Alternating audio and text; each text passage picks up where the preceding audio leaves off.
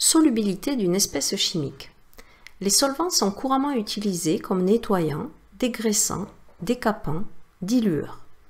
Leurs propriétés de solvatation permettent de dissoudre des solutés.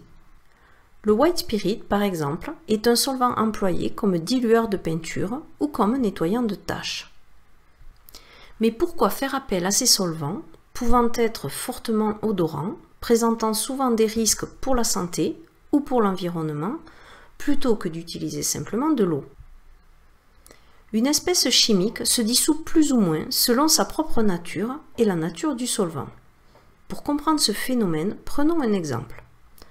Le limonène est une espèce chimique présente dans de nombreuses huiles essentielles.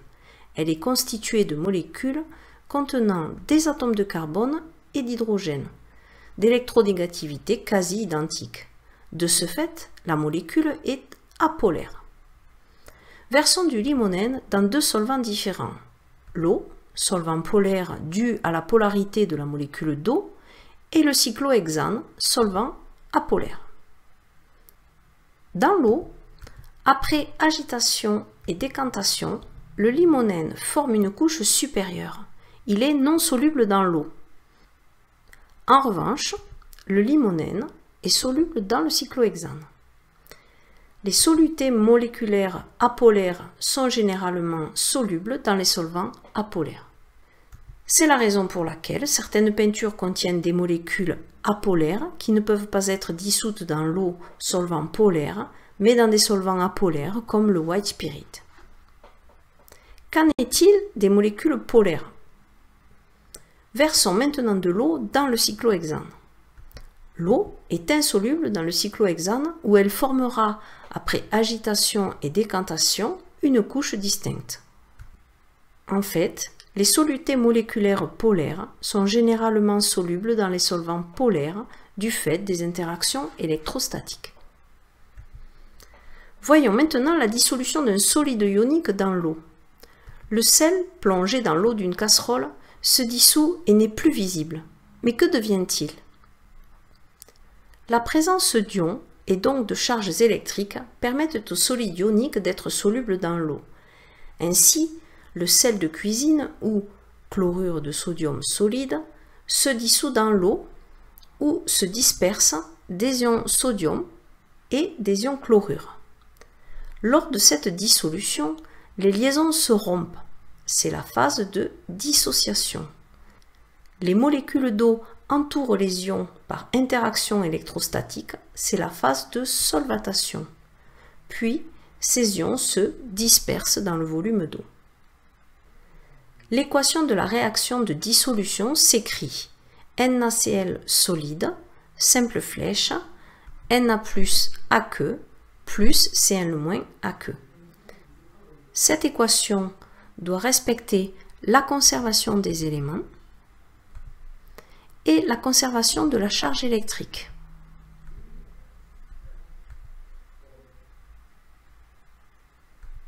Autre exemple, dissolution du chlorure de calcium.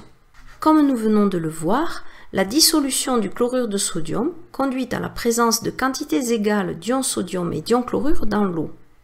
En revanche, la dissolution du chlorure de calcium CaCl2 solide conduit à 2 fois plus d'ions chlorure que d'ions calcium en solution. Cette information est présente dans la formule du solide ionique. 1 ion calcium pour 2 ions chlorure. Quoi qu'il en soit, on notera que dans tous les cas, les solutions ioniques sont toujours électriquement neutres. La dissolution d'un solide ionique dans l'eau est modélisée par une équation de réaction de dissolution qui doit respecter la conservation des éléments chimiques et de la charge électrique. Plus généralement, pour un solide ionique de formule MnXP solide, constitué d'ions Mp+ et Xn-, cette réaction s'écrit. Pour quantifier les ions sodium et chlorure présents dans le volume V de solution, on calcule la concentration en quantité de matière de la solution en ion sodium écrite entre crochets. Elle est égale au quotient de la quantité de matière d'ion sodium N, Na+, par le volume V de solution. Il en est de même pour la concentration en ion chlorure. N est exprimé en mol, V en litres et la concentration en mol par litre. La concentration en quantité de matière des ions Mp+ ou Xn- dans une solution est notée entre crochets Mp+ ou entre crochets Xn-. Elle est donnée par la relation concentration en Mp+ est égale à la quantité de matière d'ion Mp+ divisé par le volume de solution, avec les unités associées, et idem pour la concentration en ion Xn-. Mettons en pratique ces éléments dans un exercice d'application. On prépare un volume de 100 ml de solution par dissolution de 2,4 mol de sulfate de potassium de formule K2SO4 solide dans de l'eau. Les ions formés sont les ions potassium K+Aq et sulfate SO4- Écrire l'équation de la réaction de dissolution. D'après l'énoncé, la dissolution du sulfate de potassium solide dans l'eau forme des ions potassium et des ions sulfate. Effectuons un bilan des éléments chimiques. K2SO4 est constitué de 2 éléments potassium K, un élément soufre S et 4 éléments oxygène O.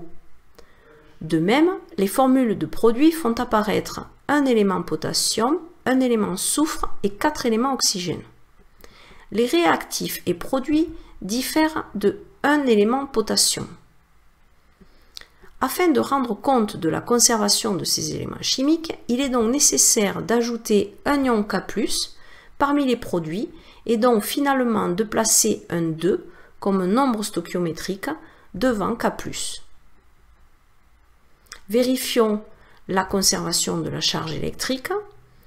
Le solide ionique est électriquement neutre, de même que la solution ionique qui globalement contient autant de charges positives que négatives. L'équation de dissolution s'écrit donc ainsi. Question suivante. Déterminer les quantités de matière en ion potassium et en ion sulfate. Construisons un tableau d'avancement avec l'équation de la réaction, les états initial et final et les quantités de matière à déterminer. À l'état initial, 2,4 mol de sulfate de potassium sont mis en contact avec l'eau et aucun ion n'est initialement présent dans la solution. À l'état final, tout le solide est dissous et il se forme 2 fois plus d'ion potassium que d'ion sulfate. D'où la réponse à la question. Question suivante.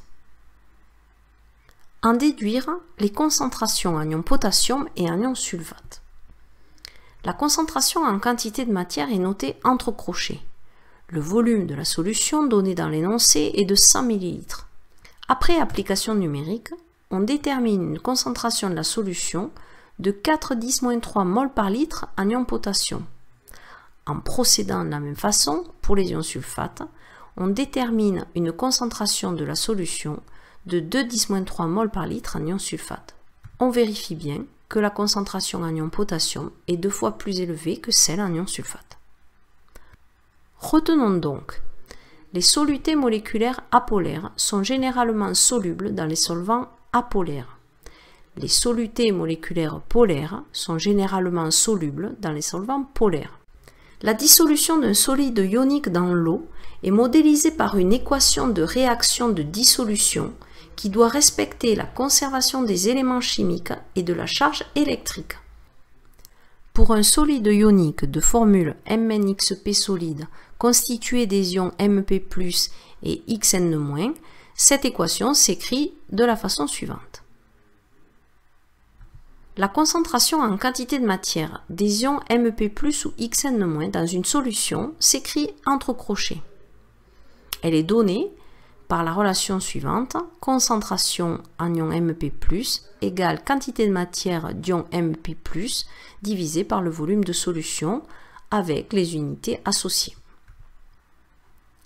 Réalisons un petit test de 3 questions. Mettez sur pause lorsque le symbole suivant s'affiche pour prendre le temps de répondre. Question 1. Choisir la bonne réponse. La molécule d'acide éthanoïque est polaire. Elle est plutôt soluble dans un solvant polaire, apolaire, polaire ou apolaire. Comme nous l'avons vu précédemment, une molécule polaire est généralement soluble dans un solvant polaire. La réponse correcte est donc la réponse A. Question 2.